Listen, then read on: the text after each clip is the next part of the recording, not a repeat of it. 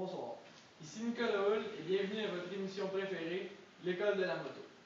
Ce soir, une émission spéciale qui est avec moi Gabriel Vien et Maxime Tenfayol, deux spécialistes qui nous parleront d'un de l'historique de ce sport. Et ensuite, on va prendre une pause. Pour finir, Gabriel Vien et moi qui vous parlerons des techniques et de l'équipement de sécurité de ce sport. Bonjour. Bonjour. Commençons avec Maxime. Bon, pour commencer, le motocross a fait son apparition en Angleterre en 1906. Au début, ils appelaient ça le Scramble Race. Puis ensuite, le sport a été popularisé sous le nom de motocross parce que les gens combinaient le mot moto et cross-country. La première compétition officielle a eu lieu en 1924. Des compagnies voyant que le sport devenait de plus en plus populaire ont investi de l'argent et ont laissé tomber les cadres rigides pour acheter des suspensions. Plus tard, en 1952, le FIM, la Fédération internationale du motocyclisme, ont créé un championnat européen et comme il était vraiment populaire, il s'est échangé pour un championnat mondial. En 1962, d'autres compagnies ont investi de l'argent et ont fait créer des moteurs plus petits, donc plus légers, mais qui étaient aussi puissants que les anciens. Ce qui rendait la compétition encore plus impressionnante en les années 60, que le sport devenait populaire aux États-Unis. Depuis ce temps-là, le sport continue d'évoluer avec des motos toujours plus puissantes et plus rapides pour le plaisir du spectateur. Merci Maxime. Allons à la pause.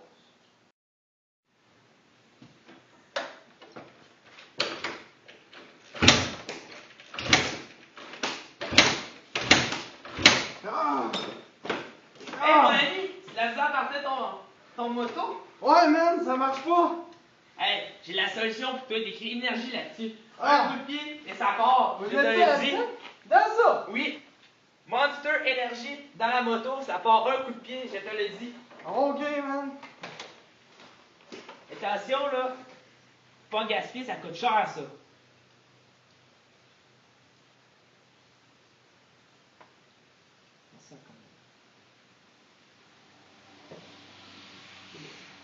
Une bouteille, un coup de pied, ça finit là. Je te le dis. Monster Energy. Yeah, man! Un coup de pied, ça marche, Ça c'est marche! dans les pieds.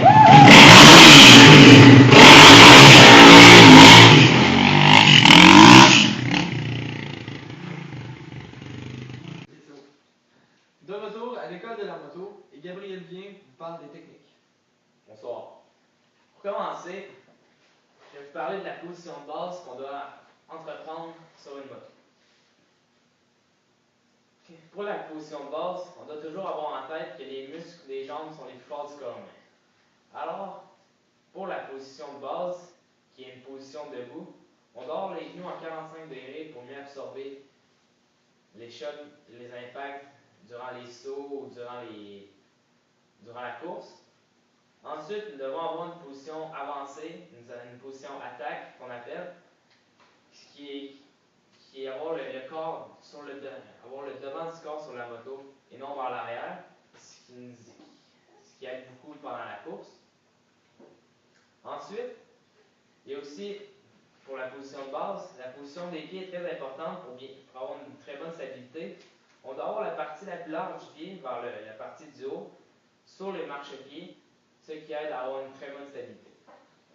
Pour continuer, le départ représente 70% du résultat final de la course. Alors, nous devons avoir un très bon départ.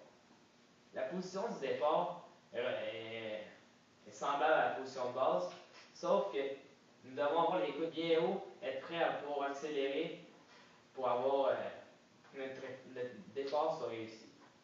Ensuite, nous devons choisir notre position, ce qui est l'emplacement de départ, d'une façon très stratégique. Par exemple, s'il y a des crevasses ou des bosses qu'on pourrait dire sur la piste, nous ne devons pas prendre cette position-là. Nous devons avoir la position la plus linéaire, la plus courte, pour pouvoir entreprendre le premier virage. Ensuite, pour le départ, nous devons avoir un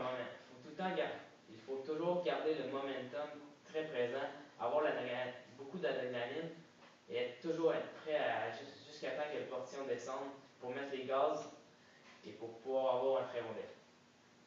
Ensuite, je vais vous parler du virage. Le virage, c'est une partie de la course qu'on perd beaucoup de vitesse et que nos positions changent beaucoup. On retrouve beaucoup de dépassements et d'accrochage et tout. Une façon les plus simples du virage est beaucoup utilisée par les professionnels et une façon très très simple est de toujours garder la même accélération et pendant le virage, utiliser les freins pour faire pivoter le derrière de la moto et pouvoir partir le plus vite possible en mettant les gaz à fond pour pouvoir garder notre position. Ensuite, pendant la course, il y a un autre obstacle qui nous fait perdre beaucoup de vitesse et c'est les sauts. Les sauts, très importants, il y a 3 étapes pendant le saut, ce qui est avant, pendant et après. Là, avant le saut, nous devons connaître le saut. Nous devons savoir où est le début, où est la fin et quelle est la distance à parcourir dans les airs. Pour le saut, on doit pas avoir peur. Pour le saut, nous ne devons pas avoir peur. La peur nous fait beaucoup de chutes, cause beaucoup de chutes et tout le monde sait qu'avoir une chute pendant une course ou pendant un saut n'est pas agréable. Ensuite, nous devons être bien positionnés sur la moto, avoir le juste milieu, ne pas te placer trop en avant, ce qui causerait un balancement dans les airs et qui pourrait amorcer une chute. Ensuite, nous devons garder une accélération linéaire, ce qui veut dire ne pas donner des coups d'accélération ou quoi que ce soit. Nous devons toujours garder la même accélération, même dans les airs, de garder tout le temps la même accélération jusqu'à l'atterrissage. Pendant le saut, nous devons fixer la fin du saut. Parce que c'est ce qui va nous aider à avoir un meilleur atterrissage et ça va nous donner l'impression qu'il est moins gros. Aussi, des trucs qu'on a pendant le saut et quand la moto a balance, et de maintenir les gaz, de donner un peu plus d'accélération pour que la moto se redresse vers l'arrière et d'utiliser les freins pour que la moto reste vers l'avant. C'est des trucs que les professionnels utilisent. Ensuite, il y a 3 règles à respecter dans les airs. La première règle est de tenir la moto avec les genoux et les jambes, comme pour la position de base, c'est les muscles les plus forts, c'est avec eux qu'on va pouvoir avoir une meilleure stabilité dans les airs. Ensuite, on ne doit pas tirer sur la moto lors du saut, sinon ça pourrait faire balancer, nous faire rater le saut. Et la troisième règle, la plus importante d'après moi, est de relaxer dans les airs. On ne doit pas avoir de crainte, on ne doit pas craindre le danger, on doit juste voler. Drôle à dire, mais c'est vrai. Ensuite, après le saut, on doit garder la même accélération pour améliorer l'absorption des suspensions, de la suspension, je veux dire. Et nous devons garder encore notre position de base debout, ce qui cause, pas ce qui cause, mais ce qui va nous aider à faire à amortir le choc, c'est comme notre deuxième suspension. Le corps humain est la deuxième suspension de la moto. Et c'est ainsi qu'on peut moins perdre de vitesse et que la course se déroule bien. Merci Gabriel, très intéressant. Continuons ensuite avec l'équipement de sécurité.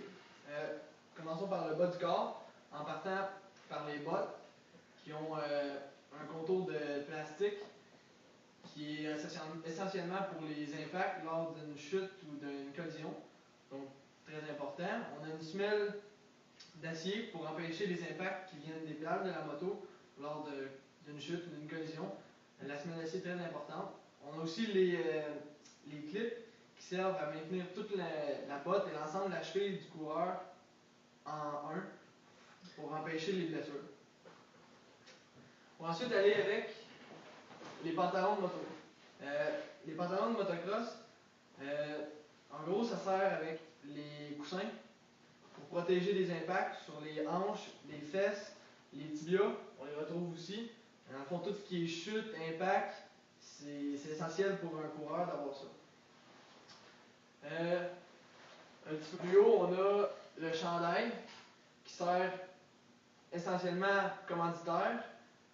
Aussi, on a des coussins aux endroits stratégiques, les coudes, donc un élément plus ou moins facultatif, là, fortement reconseillé. On a aussi le protège-cou qui sert à maintenir la tête pour pas qu'il y ait, durant une collision, pour pas que la tête ait subir une commotion ou se déplace trop vers la gauche ou droite. Donc ça c'est obligatoire dans les courses, très important. On a aussi les gants de motocross qui servent dans le fond à protéger les mains. On a des coussins aux endroits stratégiques sur les jointures.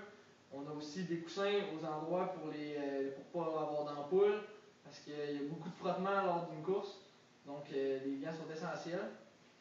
On finit par le casque, qui est obligatoire dans la course. Se protéger la tête, c'est une des choses les plus importantes. On a un confort quand même assez grand dans l'intérieur du casque. On a un filtre en avant du casque qui filtre la poussière et les petites roches qui pourraient rentrer pour pas respirer ça. On a aussi une visière sur le dessus du casque qui sert lorsqu'il y a beaucoup de terre ou de roches qui sont dans les airs et que le coureur s'en vient. Il ne fait que baisser la tête, les roches percutent le dessus, il relève la tête puis il est correct. Donc, c'est très utile puis c'est vraiment pratique pour un coureur. Élément très essentiel. Ce qui termine notre émission de la soirée. On se retrouve au prochain samedi soir. Merci. Merci beaucoup.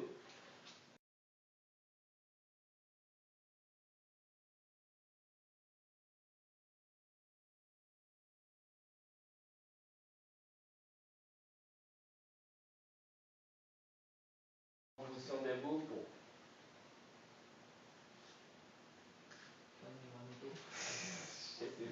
Le chandail, qui paraît peut-être pas nécessaire. Je recommence. Hey man, je capote.